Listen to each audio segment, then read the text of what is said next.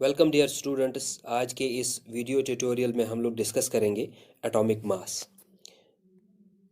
Atomic mass का मतलब होता है किसी भी एलिमेंट का जो एटम है उस एटम का मास कितना है वो उस एलिमेंट के एटॉमिक मास को बताता है। The mass of an atom of any element is called it is atomic mass. ये एटॉमिक मास का कंसेप्ट दो हेडिंग्स के अंडर समझा जा सकता है, एक रिलेटिव एटॉमिक मास और दूसरा एवरेज एटॉमिक मास। तो हम स्टार्ट करते हैं रिलेटिव एटॉमिक मास के साथ में। रिलेटिव एटॉमिक मास का मतलब होता है कि किसी भी एलिमेंट का मास मेजर करना है किसी एक रेफरेंस एलिमेंट के कंपैरिजन में। ठीक है जी। अब ये क्यों हुआ? क्योंकि since the atoms are extremely small that determining their individual masses becomes very very difficult. क्योंकि बहुत छोटे होते हैं एटम्स और इनका मास आप रूटीन यूनिट्स में नहीं कर सकते हैं, जैसे किलोग्राम्स में या ग्राम्स में या टन्स में नहीं कर सकते क्योंकि बहुत ज़्यादा छोटे हैं। For example, if you take the case of isolated hydrogen atom, its size is only 5 to 10 to the power of minus negative meters, which अगर आप दूसरे तरीके में उसी को देखना चाहो तो वो 0.05 नैनोमीटर्स होता है। इतना छोटा कि जिसका कियास करना भी बड़ा मुश्किल है। ठीक है जी। जब इतनी छोटी चीज़ है तो इसको आप किलोग्राम्स या ग्राम्स में नहीं मेजर कर सकते हैं। आपको इस तरह से समझा सकता हूँ मैं, क्योंकि we are in a age where we have so many sophisticated techniques by the virtue of which we can measure the precise weight of some atoms. For example, मैंने यहाँ पे मेंशन किया हुआ है आप लोगों के लिए कि जो मास स्पेक्ट्रोमेट्री है उससे जो मेजर एटम, एक एटम आइसोलेटेड हाइड्रोजन एटम का मास मेजर किया वो इतना था 1.673 into the into 10 to the power of minus negative 4 grams. ये ग्राम्स में जब इसका मास किया गया तो ये इतना था।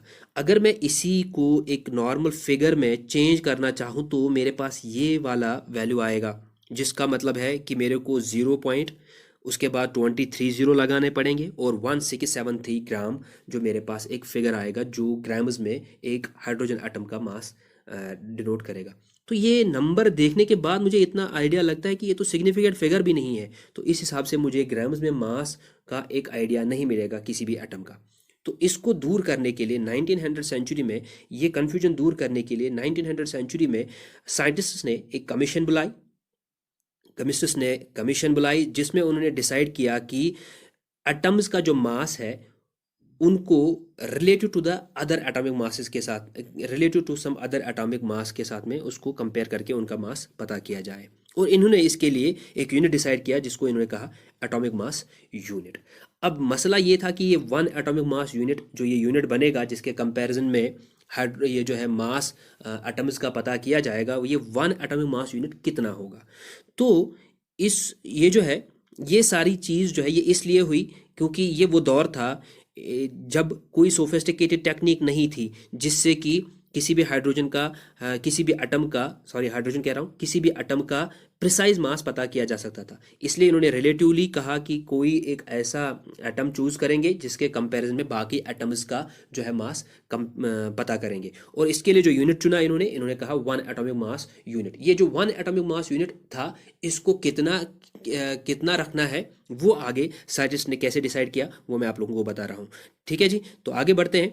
देखिए यहाँ पे मैं आप लोगों के लिए पहले ये पढ़ता हूँ एट जो है, therefore chemists or scientists in 1900th century found a solution to this and introduced the concept of relative atomic mass, for which a special unit of measurement was introduced called atomic mass unit। ठीक है जी।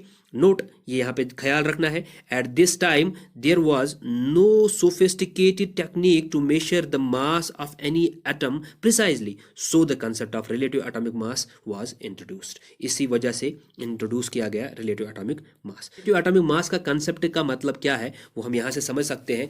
Relative atomic mass का मतलब होता है the ratio of average mass of one atom of any element to the mass of an atom of the reference element. देखो 1900 century में जो है कमीशन ने कहा, उन्होंने डिसाइड किया कि हाइड्रोजन एक ऐसा एटम है जो उसको हम रेफरेंस के तौर पे ले सकते हैं। और इस हाइड्रोजन के एक आइसोलेटेड एटम का इन्होंने जो मास डिसाइड किया उन्होंने कहा उसको वन कहेंगे। तो one atomic mass unit hydrogen का एटम बना। ठीक है जी। वन एटम यानी कि वन एटॉमिक मास यूनिट, जो वन एटॉमिक मास यूनिट है आपके पास वो आपके लिए होगा वन हाइड्रोजन एटम। ठीक है, इन्होंने कहा कि हाइड्रोजन एटम जो है उसका हम मास मान के चलते हैं कि वो 1 एटॉमिक मास यूनिट है। तो वही यहाँ पे भी लिखा है मैंने, in 1900 century the chemists convention decided to choose 1 isolated hydrogen atom as the standard reference for measuring the relative atomic mass of all the known elements। उस टाइम पे जितने भी एलिमेंट्स थे उनका मास मेजर करने के लिए इन्होंने हाइड्रोजन के एटम को रेफरेंस के तौर पे लिया और उसका मास जो है उन्होंने डिसाइड किया कि वो 1 एटॉमिक मास यूनिट कहलाएगा। अब मुद्दा ये है कि why they chose only hydrogen atom. Reason, because hydrogen is the lightest atom. ये आज भी लाइटेस्ट है, उस टाइम पे भी लाइटेस्ट था, तो इनको इससे क्या होना था कि कोई एम्बिग्विटी नहीं होनी थी, अब कोई कंफ्यूजन नहीं होना था। हाइड्रोजन जो है वो छोटा था, सबसे लाइटेस्ट था, तो इसको इसलिए इन्होंने चूज किया। चलिए आगे बढ़ते हैं, देखते हैं। Convention in 1900 century took mass of 1 hydrogen atom as 1 unit, यानी कि 1 atomic mass unit, and was called as 1 atomic mass unit. ठीक है जी, उसको 1 एटॉमिक मास यूनिट कहा गया, जो यहाँ पे लिखा भी हुआ है, रिप्रेजेंट किया हुआ है कि 1 atomic mass unit is equal to mass of 1 hydrogen atom, यानी कि आइसोलेटेड हाइड्रोजन एटम।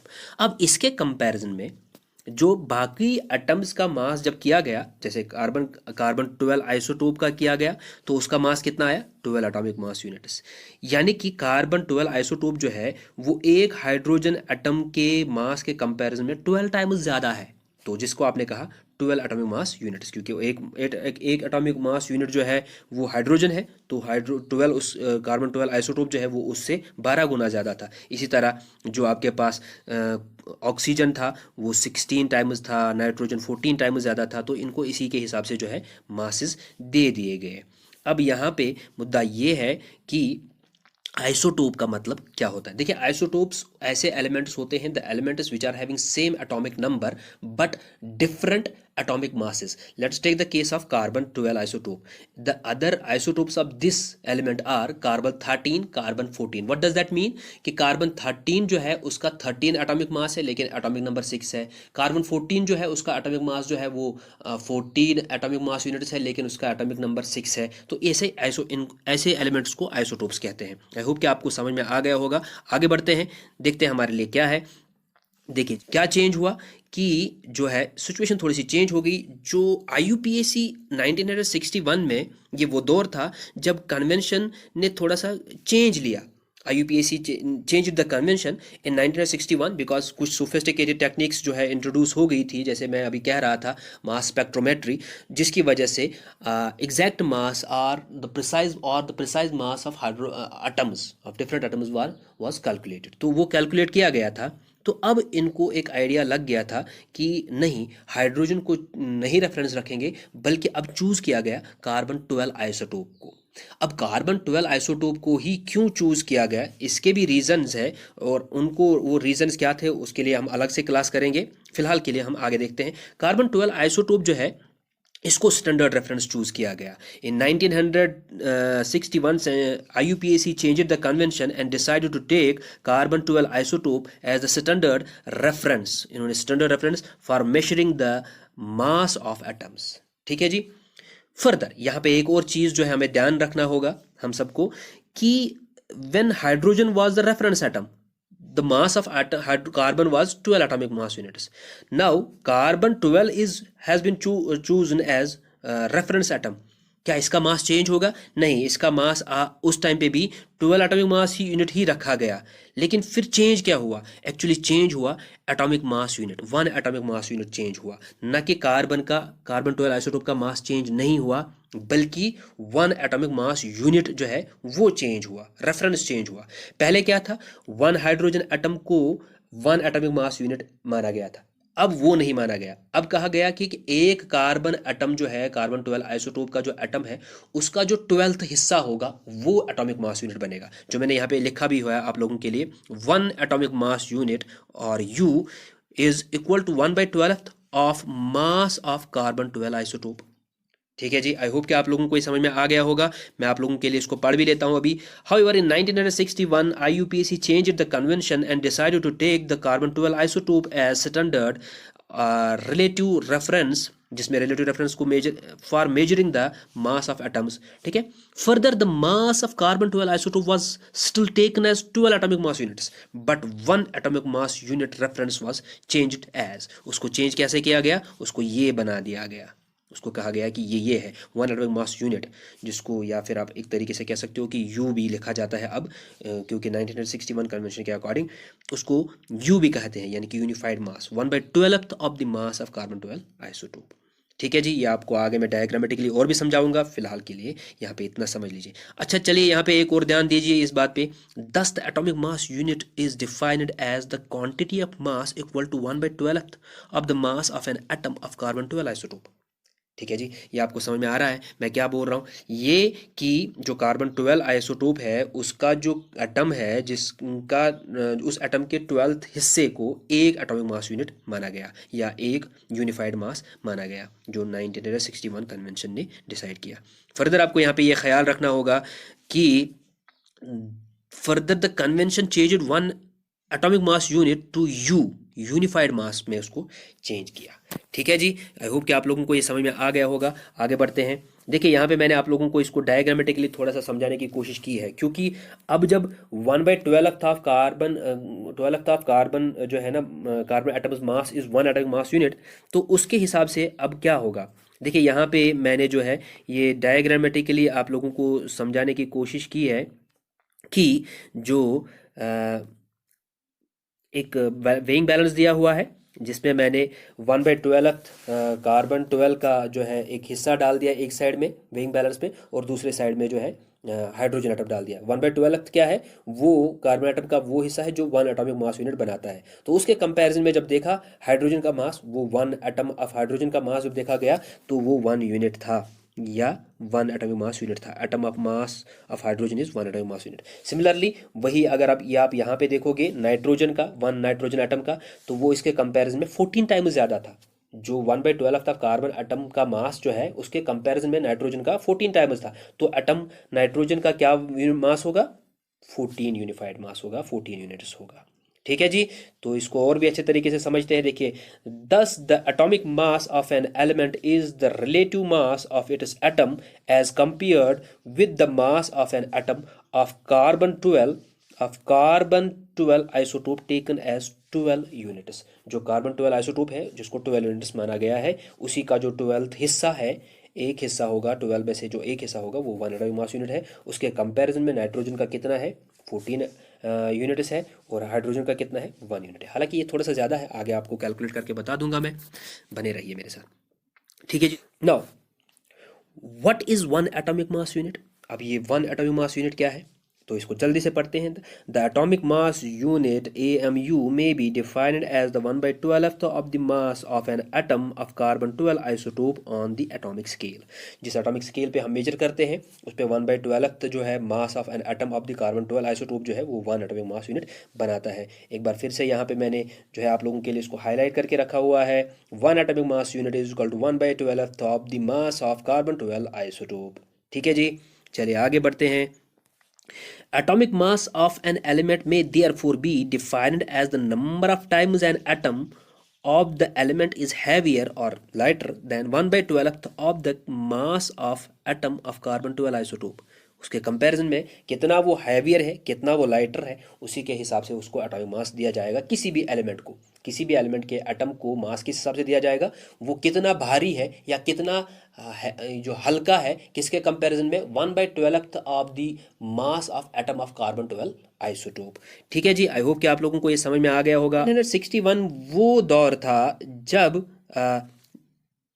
जो कुछ टेक्निक्स थी, जो मैं बार बार बोल रहा हूँ, मास स्पेक्ट्रोमेट्री का इंट्रोडक्शन हो गया था। उससे आपने ये पता कर लिया था कि एक जो है, एक एटम जो है वो कितना मास का हो सकता है। तो मैंने वही यहाँ पे लिखा हुआ है, मैं आप लोगों के लिए पढ़ता हूँ। With the help of mass spectrometry, it is possible to measure precisely mass of one carbon 12 isotope atom. Therefore, ठीक है जी, therefore it can be possible that one atomic mass unit or one unit can be represented in kgs और grams. तो अब चूंकि 1 atomic mass unit तो हमें idea आ गया क्या है, क्या हम इसको ग्राम्स में अब चेंज कर सकते हैं? हाँ जी, चेंज कर सकते हैं, ये अब पॉसिबल है, क्योंकि मास स्पेक्ट्रोमेट्री की वजह से हम ये सब कर सकते हैं। देखिए, इसको मैं समझाने के लिए यहाँ पे मैंने आप लोगों के लिए लिखा हुआ है कि कैसे होता है ये। ठीक है, ये देखिए, 1 hydrogen one carbon atom, mass of one carbon atom जो है उसको जब मेजर किया गया मास स्पेक्ट्रोमेट्री से, उसके बाद उसको डिवाइड किया गया 12 टाइम्स, ठीक है ना। और उससे जो एक हिस्सा उससे जो एक जो पोर्शन उसका बना, 12th पोर्शन जो उसका बना, वो बना 1.66056 इंटू 10⁻⁻24 किलोग्राम्स। और यही आप कह सकते हो 1.66056 इंटू 10⁻⁻24 ग्राम्स। तो ये कार्बन 12 आइसोटोप के लिए मास स्पेक्ट्रोमेट्री से मास मेजर किया गया। अब देखिए, जब ये मास मेजर किया गया, अब मुझे पता है यही जो है 12th हिस्सा जो है ग्राम्स में दिया गया यहाँ पे, तो यही तो 1 एटॉमिक मास यूनिट भी बनाएगा, क्योंकि हमने वहीं पे डिसाइड पीछे यही तो पढ़ लिया अभी कि 1 एटॉमिक मास यूनिट क्या होता है, 1/12 of mass of the carbon 12 isotope, ठीक है ना, एटम। तो वो मेजर करने के बाद एग्जैक्टली उसका मास कितना था, वो ये था, ठीक है, 1.66057 इंटू 10⁻⁻27 किलोग्राम्स या -24 ग्राम्स, ठीक है जी। तो ये जब अब 1 एटॉमिक मास यूनिट इतना हुआ, फर्दर ये भी ये क्योंकि जब कार्बन कार्बन 12 आइसोटोप का किया जा सकता है तो हाइड्रोजन का भी किया जा सकता है, तो हाइड्रोजन का जो मास है वो मिला 1.6736 इंटू 10⁻⁻27 किलोग्राम्स या -24 ग्राम्स, ठीक है जी। तो ये हाइड्रोजन का हुआ। Now according to the unitary method, जो हम यूनिटरी मेथड अब जो है लगाया गया पीछे 1 एटॉमिक मास यूनिट जिसको कहा गया, वो कितना होगा ग्राम्स में इनके लिए, ठीक है जी। ये जो ग्राम्स में है, ये एटॉमिक मास यूनिट में कितना होगा। देखिए हमें पता है कि 1 kg में कितने एटॉमिक मास यूनिट्स होंगे। हमें पता है कि एक एटॉमिक मास यूनिट ये है, तो 1 kg में हम पता कर सकते हैं कि कितने एटॉमिक मास यूनिट्स है, ठीक है ना। तो 1 kg divide by 1.66056 into 10⁻⁻27 kg, तो आप कर लीजिए कितना होगा, ठीक है जी। तो वो आप आराम से कर सकते हैं, ये आपको पता है। सिमिलरली अब जब आपने 1 kg को कन्वर्ट करके देख लिया एटॉमिक मास यूनिट्स में, ठीक है ना, तो आप जो है क्या बोलते हैं इसको, हाइड्रोजन को भी पता कर सकते हैं। इससे हम हाइड्रोजन की, क्योंकि hydrogen similarly the mass of hydrogen atom can also be represented in AMU as, कैसे, mass of hydrogen in grams is इतना, है ना।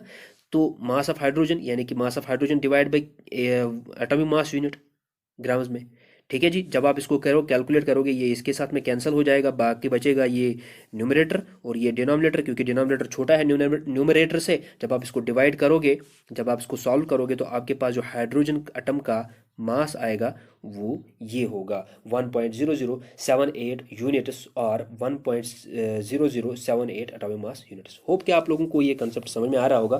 देखिए जो मैं आप लोगों को बार बार बता रहा था, यूनिटरी मेथड जो है, यूनिटरी मेथड जो यहाँ पे मैंने थोड़ा सा डिपिक्ट किया हुआ है, ठीक है, ये कार्बन 12 आइसोटोप बनाया हुआ है, उसका एटम बनाया हुआ है, और साइड में मैंने यहाँ पे इसको हाइड्रोजन एटम दिखाया है, ठीक है।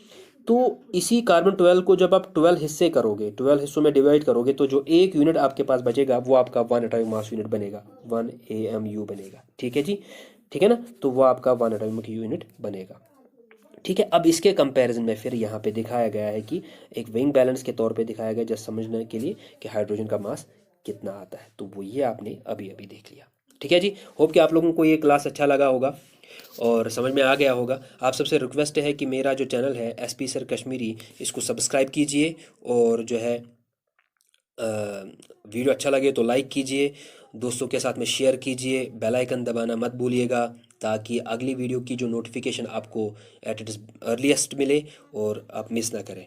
चलिए मिलते हैं अगले अच्छे से क्लास के साथ में, तब तक के लिए अल्लाह हाफिज़।